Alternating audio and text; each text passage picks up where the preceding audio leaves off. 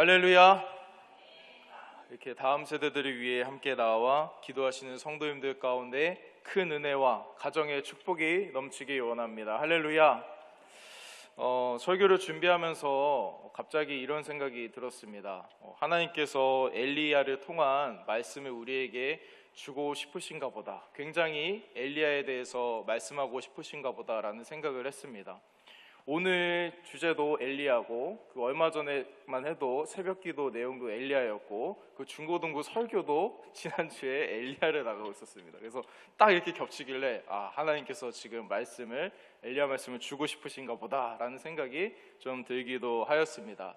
오늘 설교 말씀을 시작하면서 한 가지 예화를 나누고자 합니다. PPT를 계속 띄워주시면 제가 넘기면서 진행하도록 하겠습니다. 한 청년이 길을 가는데 갑자기 예상치 못한 비가 내리게 되었습니다.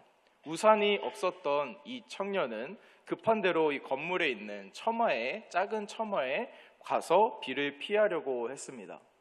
그런데 일기예보에 없던 비 소식이라 많은 사람들이 이 처마 밑에서 이미 쉬고 있었습니다. 비를 피하고 있었죠. 그래도 다행히 이 청년이 들어갈 정도의 작은 공간은 되어서 간신히 비를 피할 수 있게 되었습니다. 그런데 빗방울이 조금씩 굵어질 때쯤 어떤 아주머니께서 갑자기 뛰어오셔서 처마 밑으로 몸을 들이미셨습니다. 아주머니께서 이렇게 밀어버리는 바람에 정말로 좁은 공간이었지만 그래도 간신히 비를 피하고 있었는데 튕겨져 나가게 되었습니다. 정말 황당한 일을 겪은 것이지만 그 누구 하나 지금 이 일에 대해서 이야기하지 않고 아는 채 하지 않고 그대로 딴청을 피웠습니다. 그때 함께 있던 이 할아버지는 청년을 향해서 이렇게 말하였다고 합니다. 젊은이, 세상은 다 그렇고 그런 거라네. 오일남 할아버지 아닙니다. 예전에 성대모사 했었는데 세상은 다 그렇고 그런 거다라고 이렇게 청년을 가르치듯 이야기했다고 합니다. 청년은 비를 홀딱 맞아 젖은 채로 할아버지를 지그시 이렇게 바라보다가 이내 빗속으로 사라졌습니다. 잠시 후 청년은 우산 여러 개를 사들고 와서 나타났습니다. 그리고 자신을 외면하던 사람들에게 우산을 하나씩 나눠주면서 이렇게 말했다고 합니다. 세상은 다 그렇지만은 않습니다 라고 이야기했다고 합니다. 사람들은 잠시 멍하게 있다가 청년이 준 이 우산을 들고 하나 둘 제 갈 길로 바쁘게 흩어졌습니다. 그러나 할아버지는 청년이 준 이 우산을 들고 한참 생각하시더니 그 우산을 차마 쓰지 못하시고 바닥에 내려놓고 비를 맞으며 갔다고 하는 그런 예화입니다. 여러분, 우리는 이 예화를 통해서 세상은 원래 다 그런 거라고 세상에 순응해버리는 할아버지와 세상은 아직 다 그렇지 않다고 그 세상과 다르게 선택하는 청년을 볼 수 있습니다. 예수를 믿는 우리 그리스도인들도 이 청년처럼 세상과 다르게 선택해야 될 때가 있는 줄로 믿습니다. 세상이 잘못된 곳을 흘러가는데 대부분 사람들이 어쩔 수 없다고 그것을 따라간다고 해서 자기 합리하면서 그것들이 맞다고 한다고 할 때 그 흐름에 순응하고 나아갈 때 우리 그리스도인들은 세상의 잘못된 흐름에 맞서서 그리스도인으로서의 정체성을 지켜야 할 때가 있는 것입니다. 오늘 말씀을 통해서 우리가 그리스도인으로서 어떻게 세상의 잘못된 흐름에 휩쓸려 가지 않고 맞설 수 있는지 함께 알아보고 결단하는 시간이 되기 원합니다. 오늘 이야기는 솔로몬으로부터 시작이 됩니다. 솔로몬은 하나님께 지혜를 구한 왕으로 우리가 너무나도 잘 알고 있습니다. 솔로몬은 비교적 어린 나이에 왕이 되었지만 하나님께 1000번째 제사를 드리고 또 하나님의 성전을 건축할 정도로 하나님을 엄청나게 사랑했던 왕입니다. 그러나 이 솔로몬은 시간이 지날수록 점점 변질되었습니다. 놀라운 지혜에 대한 명성이 쌓이기 시작했고 명예와 권력을 가지기 시작하더니 이 솔로몬의 마음에 여호와를 떠나는 사건이 일어나게 된 것입니다. 여호와를 그렇게 사랑하던 솔로몬이 여호와를 향한 그 마음을 내려놓게 된 것이죠. 결국 솔로몬은 하나님이 금하셨던 이 이방인과의 결혼을 했습니다. 이방혼을 했어요. 그리고 결혼한 이방 여인들이 가져온 이 우상들 때문에 산당을 짓기 시작했고 그 우상들을 숭배하기 시작했습니다. 하나님께서는 솔로몬의 타락을 보시며 이렇게 말씀하셨습니다. 내 언약과 내가 내게 명령한 법도를 지키지 아니하였으니 내가 반드시 이 나라를 내게서 빼앗아 내 신하에게 주리라. 아멘. 이러한 죄악으로 말미암아 하나님께서는 하나였던 이스라엘을 북이스라엘과 남유다로 나누셨습니다. 여기서부터 이제 분열 왕국 시대가 시작된 것이죠. 분열 왕국 시대부터 이스라엘은 엄청난 혼돈의 시대를 지나게 되었습니다. 혼돈의 이 분열 왕국 시대에 더 특별히 가장 최악의 최악 중에 최악 오브 최악인 왕이 있었습니다. 그 사람 이름이 무엇일까요? 아합입니다. 맞습니다. 아합 왕이었습니다. 아합 왕은 22년 동안에 사마리아에서 북이스라엘을 통치하였는데 그는 이스라엘 역사상 가장 악한 왕이다라고 불릴 정도로 악한 일을 많이 했습니다. 아합은 하나님을 버리고 이방 나라 시돈의 왕 엣바알의 딸 이세벨과 결혼했으며 이세벨이 가지고 들어온 바알과 아세라 우상을 아주 열심히 섬겼습니다. 솔로몬은 허용해주고 또 섬기는 정도였지만 이 아합은 아주 열심히 열렬히 이 우상들을 섬긴 것이죠. 때문에 이 시기에 이스라엘은 우상 숭배에 극에 달하는 모습들을 보여주었고 이것이 나라의 큰 흐름으로 자리 잡게 되었습니다. 너도 나도 옆집도 옆에 사는 누구들도 다 우상 숭배를 하는 분위기로 흘러가는 그 큰 흐름을 가지고 있었다는 것이죠. 이런 것들은 이스라엘 전체에 엄청난 악영향을 끼쳤습니다. 이렇게 영적으로 이스라엘이 무너져 갈 때 하나님께서는 세상의 잘못된 흐름을 끊을 선지자 한 명을 예비하셨습니다. 그 이름이 누구일까요? 초등부 친구들 한번 대답해요. 누구일까요? 바로 엘리야입니다. 네, 감사해요. 엘리야입니다. 하나님께서는 엘리야를 감추셨다가 때가 되었을 때 아합 왕에게 보내셨습니다. 그리고 이렇게 말씀하게 하셨습니다. 온 이스라엘 백성과 바알 선지자 450명과 아세라 선지자 400명을 갈멜산으로 모아 내 앞에 나오게 하소서. 엘리야는 우상을 섬기는 850명의 가짜 선지자들, 우상 숭배자들과 정면 대결할 것을 선포하며 요청하였습니다. 아합 왕은 눈에 가시와 같았던 이 엘리야를 드디어 죽일 기회가 생겼다라고 생각을 하고 아합 왕은 이 대결을 승낙했습니다. 그리고 우상 선지자들을 모아서 갈멜산으로 이동하게 되었죠. 그리하여서 온 이스라엘 백성들과 우상 선지자들 그리고 엘리야가 모인 자리에서 갈멜산 전투, 갈멜산 대결이 시작되었습니다. 엘리야는 대결에 시작하기에 앞서서 그곳에 모인 모든 이스라엘 백성들에게 이렇게 외쳤습니다. 너희가 어느 때까지 둘 사이에서 머뭇거리려 하느냐? 여호와가 참 하나님이시면 그를 쫓고 바알이 참 하나님이시면 그를 쫓을지니라. 아멘.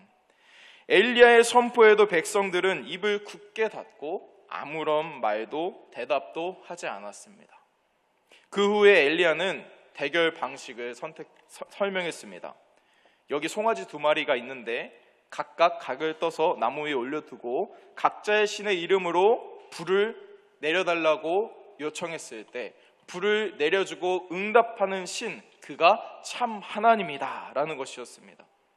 그곳에 모인 이스라엘 백성들은 그제서야 입을 열어서 그거 좋은 방법이다, 엘리야가 제시한 그 대결 방식을 승낙하였습니다.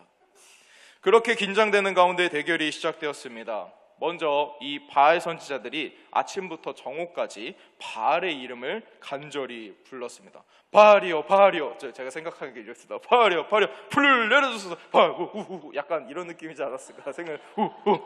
이 재단을 들면서 막 했으니까요. 뛰어놀았다고 했거든요. 하지만 바알은 사람들이 만든 우상이었기 때문에 아무런 응답이 없었습니다.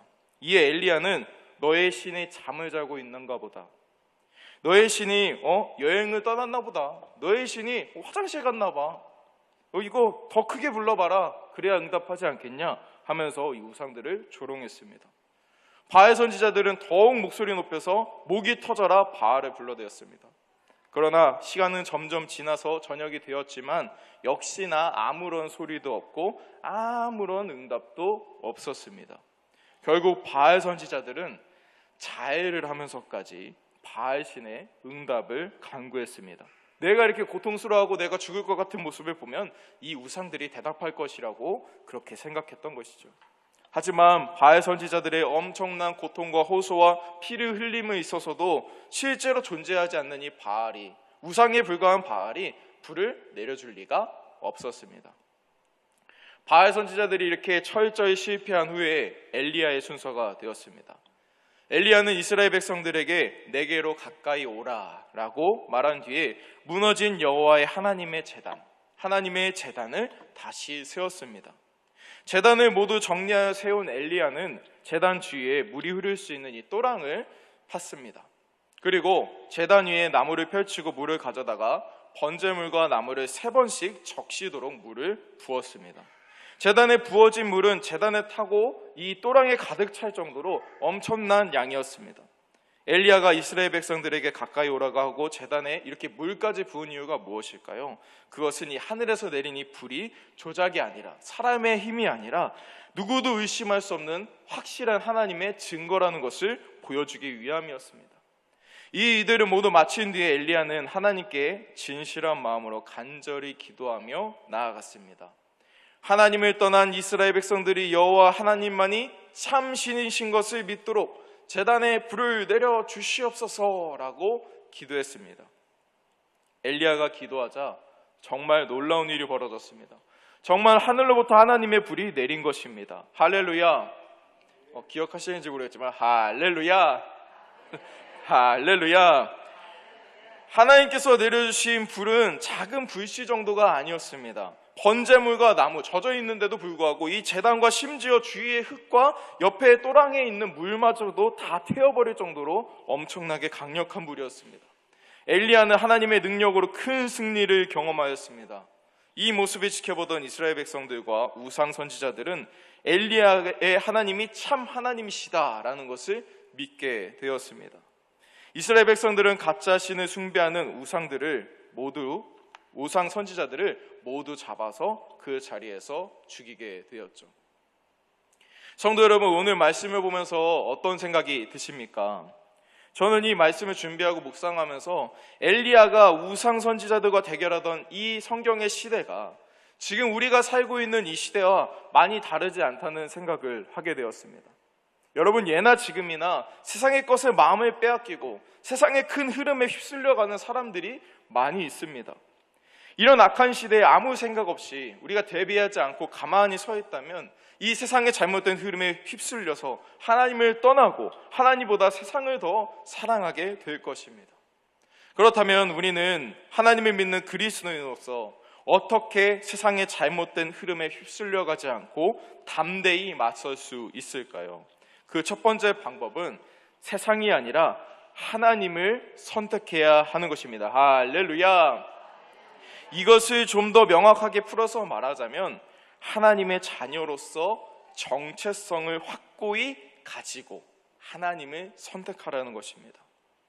갈멜산에서 엘리야는 하나님의 백성이라는 정체성을 잊고 헤매고 있는 이스라엘 백성들이 모였을 때 가장 먼저 무슨 말을 했죠? 아까 이야기를 했었죠. 이번에 함께 읽도록 하겠습니다. 시작. 백성에게 가까이 나아가 이르되 너희가 어느 때까지 둘 사이에서 머뭇머뭇하려느냐. 여호와가 만일 하나님이면 그를 따르고 바알이 만일 하나님이면 그를 따를지니라 하니 백성이 말 한마디도 대답하지 아니하는지라. 아멘. 이 말씀은 하나님의 자녀로서 백성으로서 정체성을 확실히 하고 하나님을 선택해야 된다는 것을 보여주고 있습니다. 이스라엘 백성들은 하나님과 우상 중에서 하나님을 선택하지 않고 둘 사이에서 머뭇머뭇거리고 있었습니다. 하나님과 세상 사이에 걸쳐있는 이런 애매한 뜨뜻미지근한 이런 신앙적 태도가 이스라엘을 무너뜨리고 세상의 그 힘에 휩쓸려가게 만든 것입니다. 우리에게 어떤 상황이 있더라도 머뭇거리지 않고 언제나 하나님만 선택하는 큰 믿음이 있길 원합니다. 할렐루야.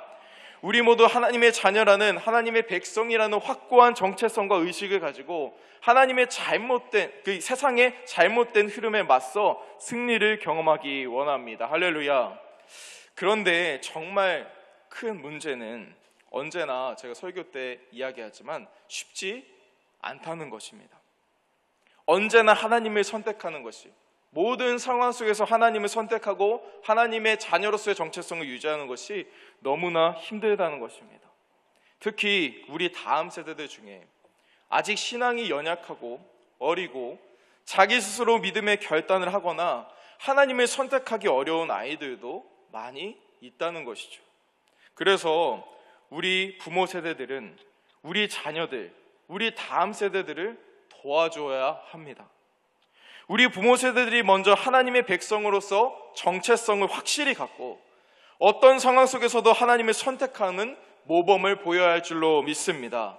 그래서 이러한 신앙의 결단과 정체성이 다음 세대까지 이어질 수 있도록 계승해 주어야 하는 것이죠. 실제로 우리 자녀들은 신앙의 선택에 있어서, 신앙생활을 하는 것에 있어서 부모님의 영향을 굉장히 크게 받는다고 합니다. 이에 대해서 제가 자료를 하나 가져왔는데요. 2024년 3월에 실시된 기독교인 신앙 계승 실태 조사 자료입니다. 이 조사 자료에 따르면 학창시절에 자신이 신앙에 가장 깊이 영향을 미쳤던 사람, 내 신앙에, 내가 학생 때, 다음 세대였을 때 나에게 제일 크게 영향을 미쳤던 사람은 1위가 누구입니까? 어머니입니다. 2위가 누구입니까? 아버지입니다. 3위가 목회자, 4위가 교회 친구로 나타났습니다. 또 이 표를 보면 알 수 있듯이 부모님의 신앙이 높을수록, 신앙 수준이 높을수록 가정에서 그 모습을 보고 자란 학생들의 신앙의 수준도 다 같이 높은 것을 확연할 수가 있습니다. 이런 조사를 통해서 우리가 분명히 알 수 있는 것은 다음 세대들이 하나님의 자녀로서의 정체성을 갖고 하나님을 선택하는 데 있어서 부모님의 역할이 굉장히 크다는 것입니다. 그런데 정말 안타까운 것은 최근 들어서 부모 세대의 신앙 전수가 다음 세대에게 이런 것들을 계승해주는 비율이 조금씩 줄어들고 있다는 것입니다. 이 그래프를 보면 부모님과 함께 주일 예배, 주일 성수하는 것은 어느 정도 지켜지고 있습니다. 보면은 오히려 아버지가 1% 낮을 정도로 학생들이 어머니를 잘 따라가는 것을 볼 수 있죠. 그런데 11조, 헌금, 봉사 권신하는 것, 전도하는 것, 복음 전파하는 것에 있어서는 잘 계승되지 않고 있다는 것을 알 수 있습니다. 쉽게 말해서 부모님의 신앙이 제대로 계승되지가 않다 보니 자녀의 신앙이 대부분 부모의 신앙보다 못하다는 것입니다. 여러분 주변을 실제로 둘러보십시오.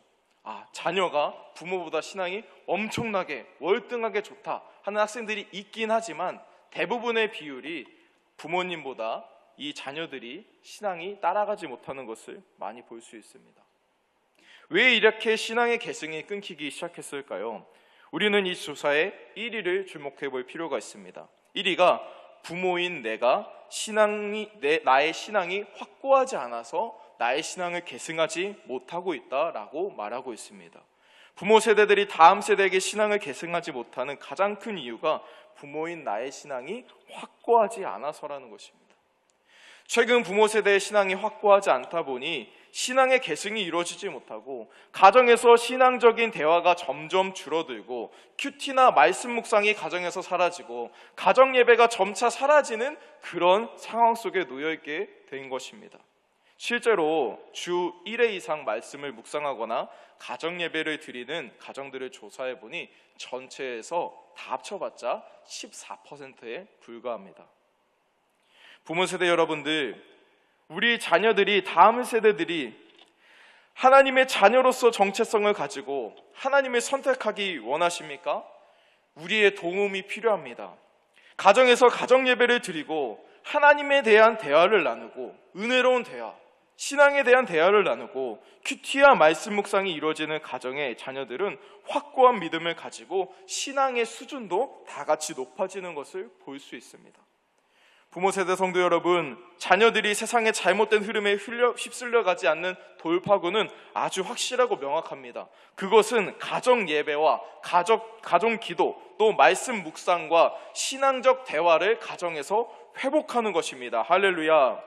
더 이상 우리 자녀들이 하나님과 우상 사이에서 위태롭게 머뭇거리지 않도록 가정에서 신앙으로 교육하고 회복하는 것이 반드시 필요하다는 것입니다. 더 이상 미뤄서는 안 됩니다. 다른 어떤 일보다 이 일들을 최선으로 생각하시고 오늘 이 시간부터 바로 시작하시길 바랍니다. 본문 21절 말씀에 보면 이 한글 성경에는 이 단어가 정확하게 이렇게 정확하게 나타나 있지 않고 생략되어 있지만 핫세이핌이라는 단어가 성경에 기록되어 있습니다. 이 단어는 두 나뭇가지의 갈라짐이라는 의미를 가지고 있는데요. 이 특별히 21절 본문 말씀의 이 원어의 의미를 더 가미시켜서 이렇게 더 정확하게 번역을 하자면, 너희는 언제까지 두 개의 나뭇가지 위에서 절뚝거리고 있겠느냐라는 의미가 됩니다. 우리는 다음 세대들이 마치 나뭇가지 위에서 불편한 다리, 온전한 다리도 아니고 불편한 다리로 절뚝거리는 사람과 같이 바알과 하나님 사이에서 이렇게 위태롭게 매달려 있다는 것을 우리가 깨달아야 합니다. 언제 넘어지고 실족하여서 생명을 잃을지 모르는, 언제 떨어질지 모르는 그런 긴박한 상황에 있다는 것입니다. 하나님을 선택하지 않고 두 개의 나뭇가지 위에 절뚝거림의 결과는 죽음입니다. 죽음. 성경은 오늘 본문 말씀을 의도적으로 핫세이핌이라는 이 단어를 바알 숭배자들이 우우우우 하면서 춤을 추던 그곳에도 사용하고 있습니다. 한쪽 다리 들고 뛰고 한쪽 다리 들고 뛰고 비틀비틀거리는 그들의 우상 숭배의 모습에 이 단어를 사용하고 있다는 것이죠. 바알 숭배자들이 목이 터져라 바알의 이름을 부르고 제단 주위에서 기계가 뛰노는 그 모습에 이 단어가 의도적으로 사용된 것입니다. 바알 숭배자들의 모습이 언제 떨어질지 모르는 이 나뭇가지 위에서 위태롭게 뛰어노는 모습과 같다는 것을 나타내는 것이죠. 그들은 결국 나뭇가지에서 떨어지듯 추락하였고 실패하였고 모두 죽임을 당한 것을 오늘 성경 말씀을 통해 보았습니다. 우리 부모 세대, 다음 세대 모두 상황의 긴급함과 심각성을 깨닫고 속히 하나님을 선택하고 하나님 편에 서서 하나님의 구원을 경험하기 원합니다. 할렐루야. 두 번째로, 세상의 잘못된 흐름에 맞서려면 예배를 회복해야 합니다. 할렐루야. 세상의 잘못된 흐름을 맞서려면 예배를 회복해야 됩니다. 열왕기상 18장 30절 말씀 함께 읽도록 하겠습니다. 시작. 엘리야가 모든 백성을 향하여 이르되 내게로 가까이 오라. 백성이 다 그에게 가까이 가매 그가 무너진 여호와의 제단을 수축하되. 아멘. 엘리야는 잘못된 우상 숭배의 흐름에 대적하기 위해서 제일 먼저 하나님의 제단을 수축했습니다. 여기 수축하다는 것은 수리하고 다시 세웠다는 것입니다. 재건하였다는 것이죠. 믿음의 선진들이 그랬던 것처럼 하나님께 드릴 예배를 먼저 세워나갔다는 것입니다. 오늘 본문 말씀에 등장하는 이 갈멜산의 갈멜이라는 뜻은 많은 나무, 울창한 숲이라는 의미를 가지고 있습니다. 그래서 이곳에는 포도원이 있었고 많은 것들을 수확하는 아주 풍요로운 곳이었습니다. 그래서 이 갈멜산은 본래 풍요의 상징이었고 그곳에는 우상을 숭배하는 산당도 있었습니다. 산당이 있었어요. 그리고 저 한켠에는 무너져 있는 여호와 하나님의 제단도 놓여져 있었습니다. 학생들이 이해를 돕기 위한 이런 그림에는 동일한 제단처럼 이렇게 되어 있지만 하나님의 선지자들을 잡아 죽이고 이 아합이 계속해서 핍박하는 과정 가운데 여호와 하나님의 제단은 오랜 기간 사용되지 못하고 무너지고 관리되지 못하고 파괴되어 있었습니다. 하지만 바로 옆에는 정말 삐까뻔쩍하고 방금 전까지도 제사를 드렸을 그 우상의 바알의 제단이 아주 멋지게 산당이 놓여져 있었던 것이죠. 얼마나 슬픈 장면입니까? 주변에 많은 하나님의 선지자들이 핍박과 죽임을 당하고 하나님의 제단마저 버려지고 무너져 있는 상황 가운데서 다시 돌을 하나하나 가져다가 제단을 세워나가는 그 엘리야의 마음은 어땠을까요? 정말 진심으로 슬프고 마음을 찢는 애통감이 있었을 것입니다. 그럼에도 불구하고 엘리야는 꿋꿋이 이스라엘 백성들을 모아놓고 보는 앞에서 여호와의 제단을 수축했습니다. 그리고 결국에는 하나님의 불로 응답을 받았고 세상의 잘못된 흐름을 끊고 큰 승리를 경험하였습니다. 할렐루야. 우리에게도 이러한 예배의 회복과 승리가 있길 원합니다. 비록 어렵거나 수고롭더라도 오랜 기간 예배가 무너지고 회복이 필요한 상태에서 그대로 방치해두면 두었다면 다시 예배를 세워서 하나님께서 내려주시는 은혜와 승리를 경험하기 원합니다.